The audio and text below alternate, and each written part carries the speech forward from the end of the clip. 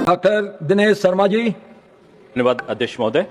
आज मैं सनातन की परंपरा की रक्षा के संदर्भ में एक ऐसी समस्या को उजागर करना चाहता हूं जो भारत के लाखों सनातनी कर्मचारियों के जीवन में एक संकट बनकर उभरी है। जब कोई अपने माता पिता को खो देता है तो उसे एक असंभव विकल्प का सामना करना पड़ता है, अपने धर्म का पालन करे या वो अपनी नौकरी बचाए। इसका मुख्य कारण यह है कि भारत के वर्तमान श्रम कानूनों में संवैतनिक शोक अवकाश के लिए कोई प्रावधान या दिशा निर्देश नहीं है, जबकि अन्य देशों में जैसे कनाडा, जर्मनी आदि तमाम देशों में इस प्रकार का प्रावधान है। मैं सदन के सामने 3 प्रमुख आधार रखना चाहता हूं।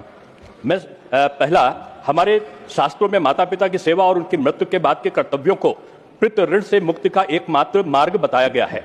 भारतवर्ष ग्रहण परंपरा के 7 धर्मनिष्ठपूर्ण समाज के रूप में जाना जाता है। ऋग्वेद अग्नि को जात वेदस के रूप में संबोधित करता है, जो मृतक के शुभ शरीर को पितरों तक पहुंचाने के लिए उसे संस्कारित करती है। गरुड़ पुराण के अनुसार मृत्यु के बाद प्रथम 10 दिन प्रेतत्व की अवस्था और 13वें दिन की 13वीं और शुद्ध हवन के बाद ही परिवार पुनः समाज में लौटने के योग्य होता है।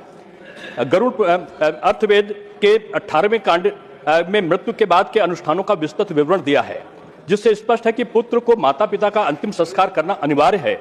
यह केवल परिवार की भावना का विषय नहीं, यह धर्म है, हमारे शास्त्रों द्वारा निर्धारित अनिवार्य कर्तव्य है। दूसरा आधार हमारा यह है कि हार्वर्ड बिजनेस रिव्यू की रिपोर्ट कहती है कि शोक में डूबा कर्मचारी 50% तक कम उत्पादक होता है। इस प्रतिस्पर्धा में विशेष कर सरकारी नौकरी, बहुराष्ट्रीय कंपनियों में एमएनसी और निजी क्षेत्रों में एक डरावना ट्रेंड उभर कर आ रहा है। काम के भारी बोझ और ऑलवेज ऑन डिजिटल संस्कृति के कारण बच्चे अपने माता पिता के अंतिम संस्कारों को मात्र 2 या 3 दिन में समेटने को मजबूर हैं। यह स्थिति न केवल धार्मिक दृष्टि से विनाशकारी है, बल्कि मानसिक स्वास्थ्य के लिए भी घातक है। जब वह अधूरी रस्म के साथ लौटता है तो शरीर वहां होता है, मन में ग्लानि और अपराध बोध से वो दबा होता है। हम इंसान तैयार कर रहे हैं या मशीनें? मान्यवर, हमारा इस संदर्भ में कहना है कि हमारी जो परंपराओं को अगली पीढ़ी को हस्तांतरण का बीड़ा भी घर के वरिष्ठ सदस्य के ऊपर होता है।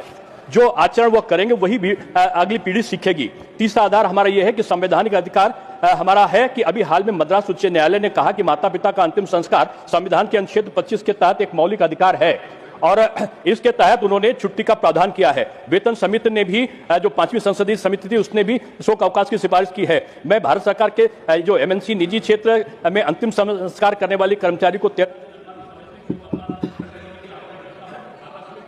या अर्जित अवकाश ईएल से इसे अलग रखा जाए।